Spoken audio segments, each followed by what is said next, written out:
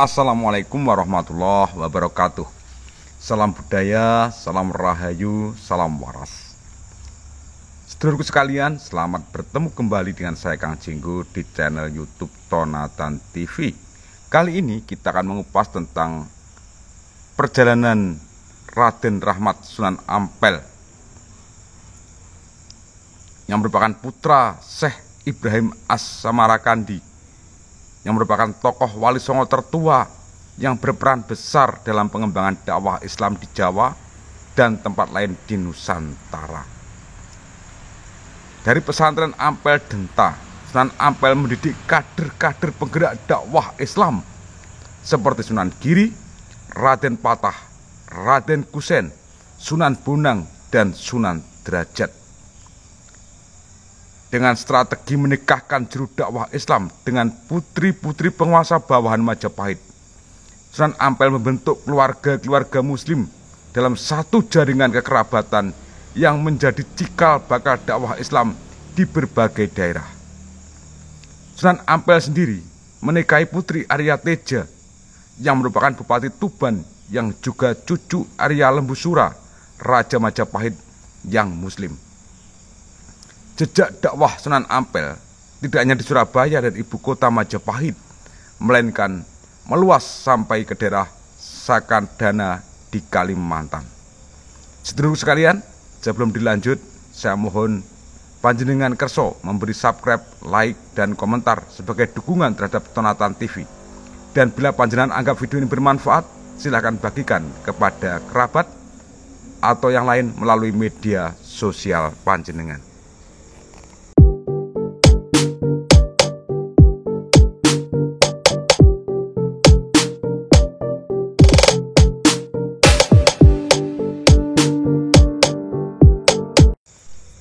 Sedulurku, Sunan Ampel yang makamnya terletak di Kampung Ampel, Kota Surabaya, merupakan anggota Dewan Wali Songo tertua yang memiliki peran besar dalam pengembangan dakwah Islam di Jawa dan tempat lain di Nusantara. Dalam historiografi lokal dituturkan bahwa Raden Rahmat datang ke Jawa bersama saudara tuanya yang bernama Ali Musada atau Ali Murtado dan saudara sepupu yang bernama Raden Burereh atau Abu Hurairah.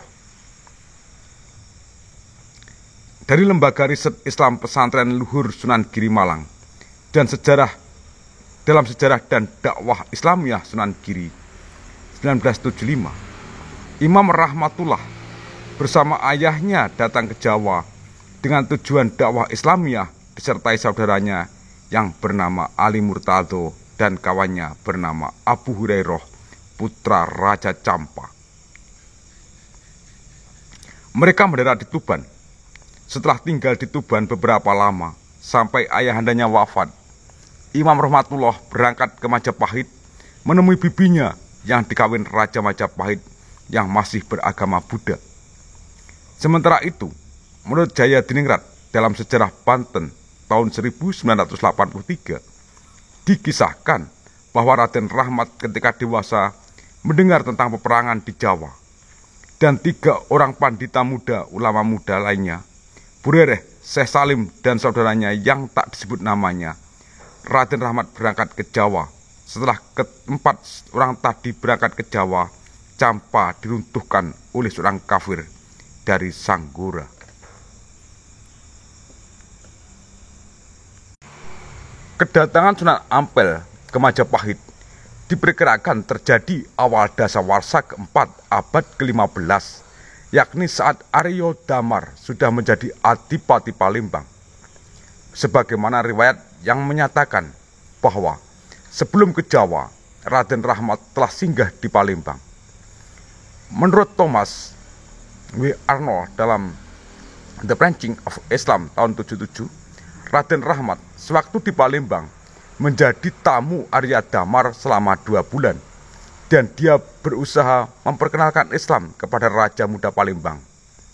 Arya Damar sudah tertarik kepada Islam itu hampir saja diikrarkan menjadi Islam. Namun karena tidak berani menanggung resiko terhadap tindakan rakyatnya yang masih terikat pada kepercayaan lama, ia tidak menyatakan keislamannya di hadapan umum. Menurut cerita setempat, setelah memeluk Islam, Aryo Damar memakai nama Aryo Abdillah.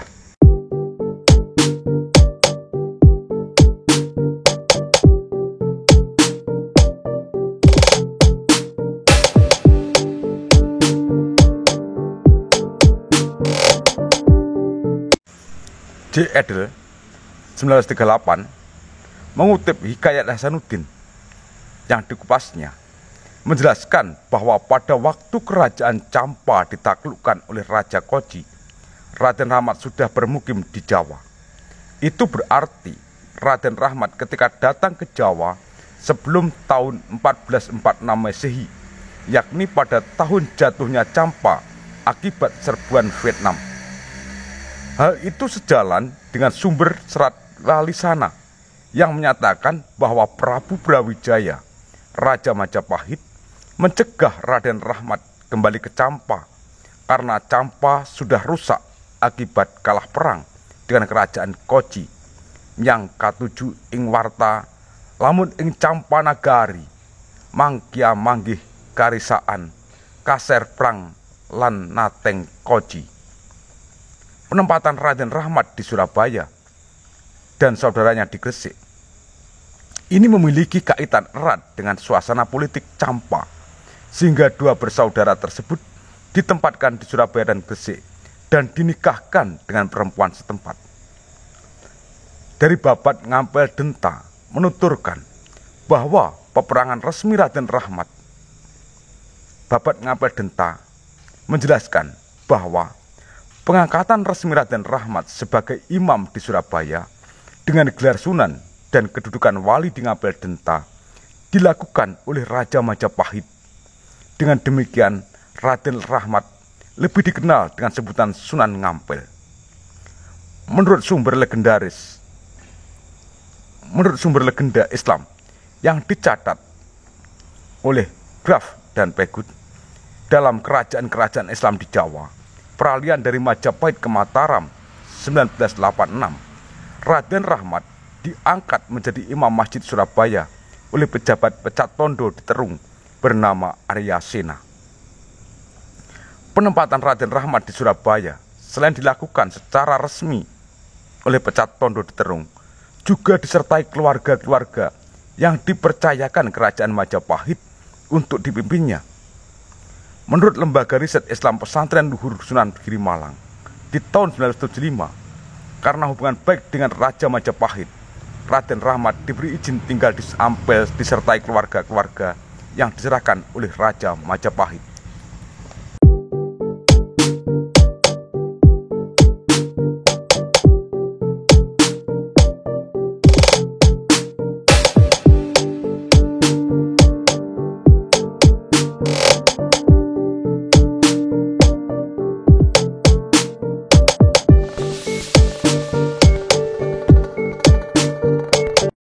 Sedulurku sekalian, demikian dulu apa yang bisa saya sajikan terkait dengan perjalanan Sunan Ampel menuju tanah Jawa dikala sebelum runtuhnya Campa dalam sebuah pergulakan perang. Ada kurang dan lebih, saya mohon maaf yang sebesar-besarnya. Trere ungkapan ono rino, ono upo, ono awan, ono pangan. Salam budaya, salam rahayu, salam waras. Wassalamualaikum warahmatullahi wabarakatuh.